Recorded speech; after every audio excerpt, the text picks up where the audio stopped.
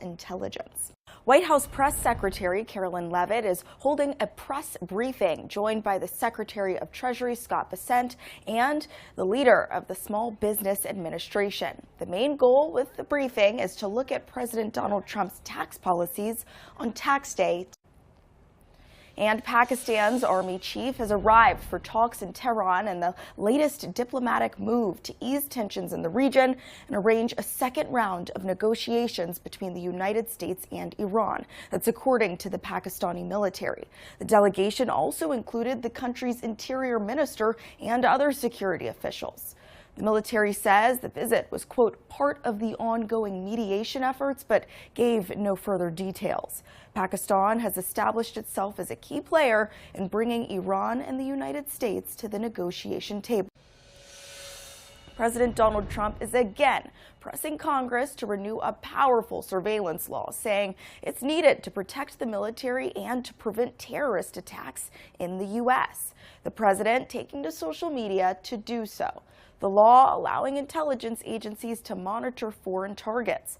Some lawmakers say it creates a backdoor that allows the government to also search Americans' data.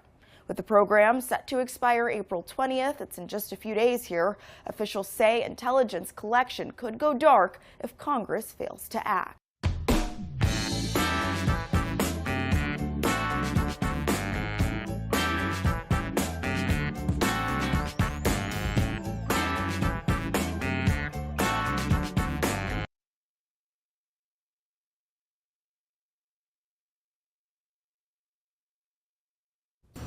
As we come on the air tonight, how Washington is trying to manage a cut to state funding for transitional kindergarten, what solutions there could be, and a growing number of crimes using artificial intelligence. One case here in Washington, how police are working to combat child exploitation. Plus, food assistance isn't stretching as far as it used to, why one local food bank says the need is growing, and a library drive helping to fill the gap.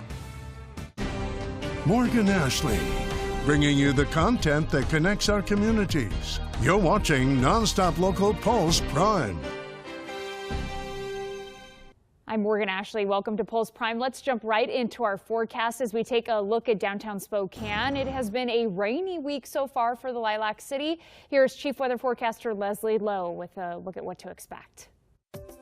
Daytime highs today about 5 degrees below our averages. Overnight lows, though, a little bit warmer at 41 degrees. Not so lucky, though, as we head into the night tonight. I'll explain here in just a second. 7:39, that was sunset for tonight. It's been pretty blustery throughout the afternoon with our strongest wind gusts anywhere from 40 to 45 miles per hour here in Spokane.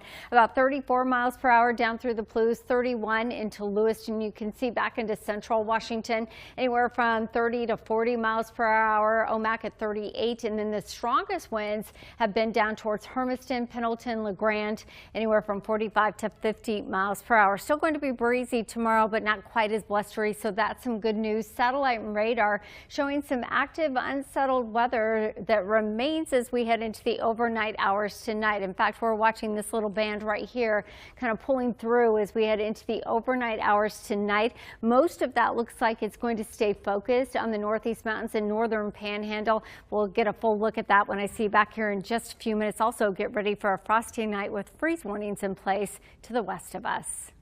Well, an executive order from President Donald Trump aims to reshape how federal elections are administered, especially when it comes to verifying who's eligible to vote and how ballots are handled.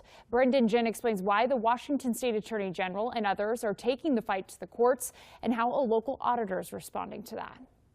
In my time in elections, the federal, state, and local elections officials always worked well together. And in this case, there seems to be a lot of pushback. A new executive order from the White House is drawing swift legal concerns. The order directs federal agencies to create a state citizenship list, a database of people confirmed to be U.S. citizens and eligible to vote, and would be shared with state election officials ahead of federal elections. The order also calls on the U.S. Postal Service to develop new rules for mail-in voting, requiring ballots to be sent only to voters on approved lists, and adding trackable barcodes to ballot envelopes. Franklin County Auditor Matt Beaton says his office will work to keep up with the new changes. People want to believe in their elections, and they want to see some alterations with all the news about, the soft immigration during the prior years and everything that's going on. They want assurances. They want only eligible people to vote. That seems common sense. They want, they want integrity in the elections process, and the public has concerns. Washington State Attorney General Nick Brown is strongly opposing the move. Brown is co-leading a coalition of 23 attorney generals challenging the order in court, calling it unconstitutional and an overreach of presidential power. In a statement, Brown saying in part, quote, "The president wants to control your vote. He wants to tell the Postal Service what ballots they can accept and win, but this is patently unconstitutional. Mail-in voting is safe and legal in Washington. We will do everything we can to defend it." The lawsuit argues the order could force states to overhaul their voting systems on short notice, potentially creating confusion and disrupting established vote-by-mail programs. Beaton says his office is used to adapting. The elections community in the state of Washington can implement anything if we get behind it, and if they're willing to pay for it. Attorney General is suing. It puts the county auditor in a very difficult position, trying to comply. My oath is to both the U.S. Constitution and the state Constitution. Mail-in voting is widely used in Washington, and Brown says the system is already secure. Now, the coalition is asking a federal court to block the executive order before it can be implemented.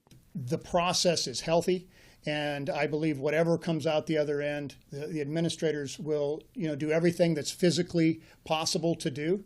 And I believe in the end, it will be better, if we all work together. In Franklin County, Brendan Jin, NonStop Local. Well, right now, Washington State is cutting funding for transitional kindergarten by 25%. It's a move that'll eliminate about 2,000 slots for young learners across the state. The Office of Superintendent of Public Instruction says every district will feel the impact, but the cuts will not be evenly distributed. Superintendent Chris Reichdahl says the new legislation is pushing districts to consider private funding to fill the gap.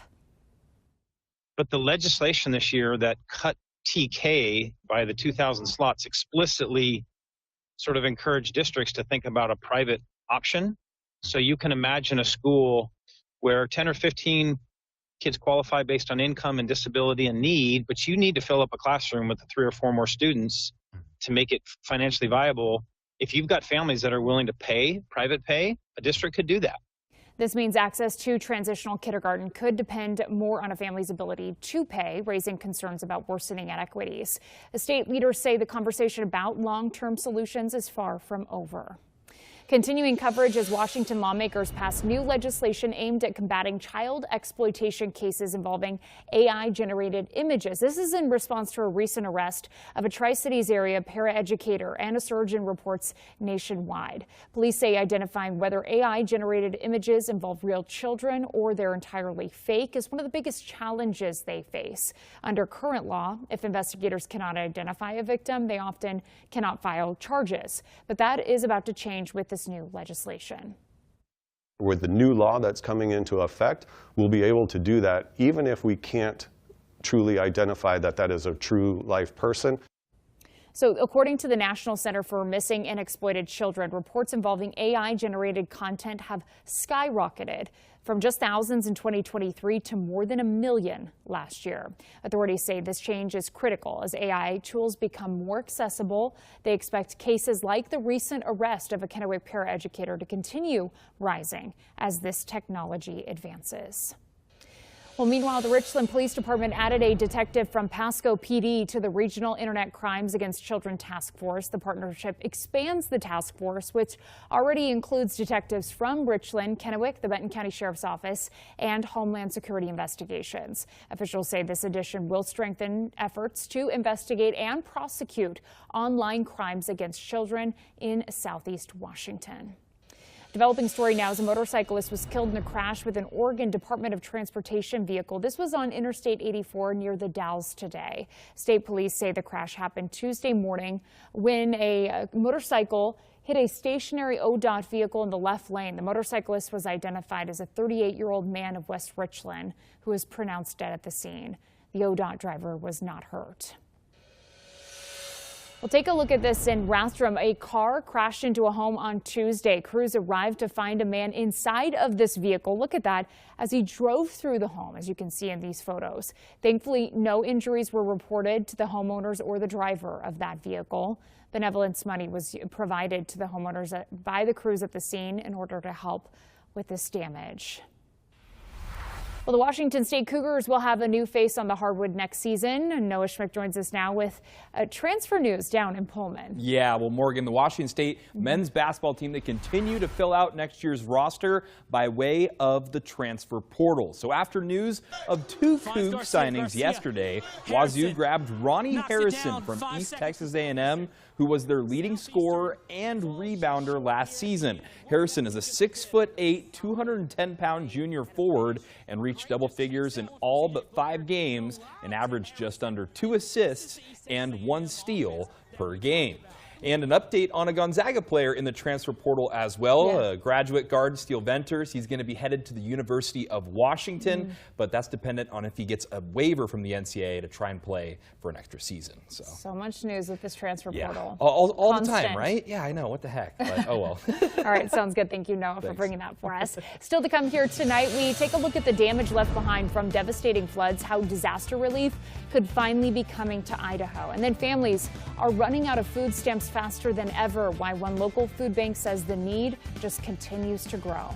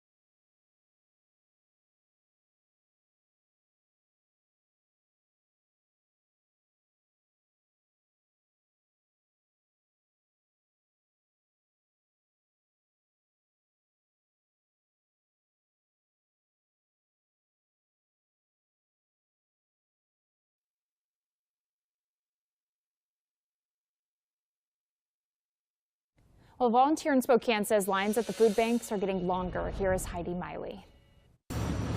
Yeah, I'm at the South Hills Library checking out the donation box, and also today I've been able to find out about families who are struggling. Our Place puts out food weekly. Barbara Lee volunteers and knows these struggles personally, trying to support herself and her daughter. Prices of food are so high the last few years that a lot more people come now, you know, and I get food stamps and they don't stretch far enough, so. At Second Harvest, longtime volunteer Sharon Straub says emotions are often high when a family finds itself in need. They just are so emotionally stressed about the situation that they're in. It's hard to express what that feels like. And oftentimes if they do, there's just a breakdown of tears. Second Harvest says this drive is making an important community connection and filling a current need. The donations that people are bringing to the libraries is exactly that. It's shelf-stable food that doesn't need to be refrigerated, and that's what we're really struggling right now to get a hold of. In the meantime, Barbara has this message. Don't feel bad about yourself because you need help. You got to get out there and get it, especially the people that have kids, little kids. You know, don't feel bad because you need it. And items like this have been coming in. This is at the South Hills again, but at other locations like downtown, the boxes are a little more empty, so we hope you'll come forward with items. Reporting in Spokane, I'm Heidi Miley, NonStop Local. We definitely hope you do come forward. Have a great night.